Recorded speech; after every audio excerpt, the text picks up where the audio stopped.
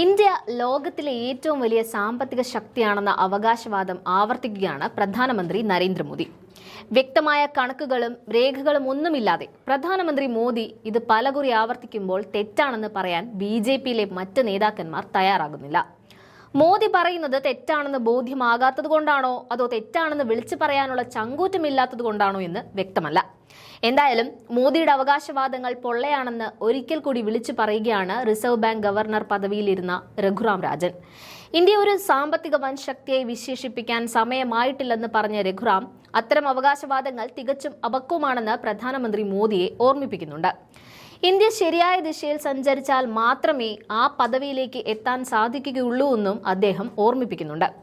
ലോകത്തെ 5ാമത്തെ വലിയ സമ്പദ് വ്യവസ്ഥയായി ഇന്ത്യ വളർന്നെങ്കിലും പ്രതിശീർഷ വരുമാനത്തിന്റെ കാര്യത്തിൽ രാജ്യം ഇപ്പോഴും പിന്നിലാണെന്നും അദ്ദേഹം പറയുന്നുണ്ട്. നിലവിൽ ഇന്ത്യ ഒരു ലോവർ മിഡിൽ ഇൻകം അഥവാ താഴ്ന്ന ഇടത്തരം വരുമാനമുള്ള രാജ്യങ്ങളുടെ പട്ടികയിലാണ് ഉൾപ്പെടുന്നത്. ആഗോള ശ്രദ്ധ കിട്ടാൻ GDP വളർച്ചയിലെ വലിയ സംഖ്യ ഉയർത്തിക്കാട്ടി ഇന്ത്യൻ സമ്പദ്സ്ഥിതിയെക്കുറിച്ച് തെറ്റിദ്ധാരണ പരത്തരുത് എന്ന് മോദിയെ ഓർമ്മിപ്പിക്കുന്നുണ്ട്. മാനവ വിഭവശേഷി വളർത്തുക, ഈസ് ഓഫ് ഡൂയിങ് ഉറപ്പാക്കുക, നിലവാരമുള്ള തൊഴിലുകൾ സൃഷ്ടിക്കുക, സ്ഥാപനങ്ങൾക്ക് പ്രവർത്തന സ്വാതന്ത്ര്യം നൽകുക എന്നിവ അനിവാര്യമാണ്. സ്വയം പുകഴ്ത്തും മുൻപ് യാഥാർത്ഥ്യം മനസ്സിലാക്കണമെന്നും അനാവശ്യ തള്ളലുകൾ നിർത്തണമെന്നും മോദിയെ ഓർമ്മിപ്പിക്കുന്നുണ്ട് മുൻ റിസർവ് ബാങ്ക് ഗവർണർ. രാജ്യം നേരിടുന്ന പ്രധാന വെല്ലുവിളികളെക്കുറിച്ചും അദ്ദേഹം മുന്നറിയിപ്പ് നൽകുന്നുണ്ട്. അടിസ്ഥാന സൗകര്യങ്ങൾ, വിദ്യാഭ്യാസം, ആരോഗ്യം, തൊഴിലവസരങ്ങൾ സൃഷ്ടിക്കൽ തുടങ്ങിയ മേഖലകളിൽ രാജ്യം ഇനിയും ഏറെ മുന്നോട്ട് പോകാനുണ്ട്. അതെല്ലാം കൃത്യമായി നിറവേറ്റണമെന്നും അതിൽ വിജയിക്കാൻ സാധിച്ചാൽ രാജ്യത്തിന് ഏറെ ഗുണകരമാകുമെന്നും ഗവർണർ പറഞ്ഞു. അതിലൊന്നും ശ്രദ്ധ കൊടുക്കാതെ ഇന്ത്യ ഇതാ മുന്നിലെത്തിയെന്ന് പൊതുവേദികളിൽ പ്രസംഗിച്ചിട്ട് കാര്യമില്ലെന്നും രഘുറാം രാജൻ മോദിയെ ഓർമ്മിപ്പിക്കുന്നുണ്ട്.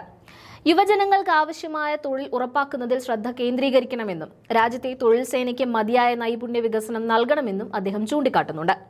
സാമ്പത്തിക വളർച്ച ഉണ്ടാകുമ്പോഴും പാവപ്പെട്ടവരും പണക്കാരും തമ്മിലുള്ള അന്തരം വർദ്ധിക്കുന്നത് ഗൗരവകരമായി കാണാൻ സാധിക്കുന്നുണ്ട്. അതിന്നും ഇന്നലെയും തുടങ്ങിയതല്ല. കോർപ്പറേറ്റ് കമ്പനികളെ കൈയയച്ച് കേന്ദ്ര സർക്കാർ സഹായിക്കുമ്പോൾ രാജ്യത്തിന്റെ പൊതുസ്വത്ത് ചിലരിലേക്ക് മാത്രം ഒതുങ്ങുകയാണ്. ഇവരെ ചൂണ്ടിക്കാട്ടി രാജ്യത്തിന്റെ വികസനം എങ്ങനെ വിലയിരുത്തുമെന്ന ചോദ്യവും അദ്ദേഹം പ്രധാനമന്ത്രിയോട് ചോദിക്കുന്നുണ്ട്.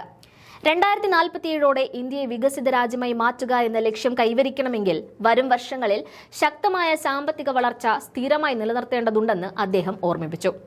നമ്മൾ ഇതിനോടകം വൻ ശക്തിയായി കഴിഞ്ഞു എന്ന തരത്തിലുള്ള പ്രചാരണങ്ങളിൽ വീണ് അമിത ആത്മവിശ്വാസം കാണിക്കുന്നത് അപകടകരമാണെന്നും യാഥാർത്ഥ്യ ബോധത്തോടെയുള്ള കഠിനാധ്വാനമാണ് ആവശ്യമെന്നും രഘുറാം രാജൻ കൂട്ടിച്ചേർക്കുന്നുണ്ട്. ഇത്തരം മണ്ടത്തരങ്ങളിൽ നിന്ന് പ്രധാനമന്ത്രി പിന്തിരിയണമെന്നും ക്രിയാശേഷിയോടെ പ്രവർത്തിച്ച് കാണിക്കുകയാണ് വേണ്ടതെന്നും രഘുറാം രാജൻ മോദിയെ ഓർമ്മിപ്പിക്കുന്നുണ്ട്. ആഗോള സമ്പന്ന പട്ടികയിലെ 2 പ്രമുഖർ ഇന്ത്യയിൽ നിന്നാണ്. അത് അദാനിയും അംബാനിയുമാണ്. ലോക കോടീശ്വരന്മാരുടെ എണ്ണം കൂടുതലായ ഇന്ത്യയിൽ പാവപ്പെട്ടവന്റെ എണ്ണവും ഒട്ടും കുറവില്ല. പാവപ്പെട്ടവനും പണക്കാരും തമ്മിലുള്ള അന്തരവും നാൾക്കുനാൾ വർദ്ധിക്കുകയാണ് ഈ നാട്ടിൽ. സമ്പത്ത് ഒരു വിഭാഗത്തിലേക്ക് മാത്രം കേന്ദ്രീകരിക്കുകയാണെന്നത് സത്യം മാത്രമാണെന്നും BJPക്കാർ ഒഴികെ ബാക്കിയുള്ളവർ തിരിച്ചറിഞ്ഞു കഴിഞ്ഞിട്ടുമുണ്ട്. ഇതിനിടയിലാണ് സാമ്പത്തിക വിദഗ്ധനും റിസർവ് ബാങ്ക് മുൻ ഗവർണറുമായ ഡോക്ടർ രഘുറാം രാജൻ രാജ്യം നേരിടുന്ന പ്രതിസന്ധികളെ കുറിച്ച് തുറന്നടിച്ചത്. ഇന്ത്യയുടെ വളർച്ചാ നിരക്ക് അപകടകരമായ നിലയിലാണെന്നും മുൻ റിസർവ് ബാങ്ക് ഗവർണർ പറയുന്നുണ്ട്.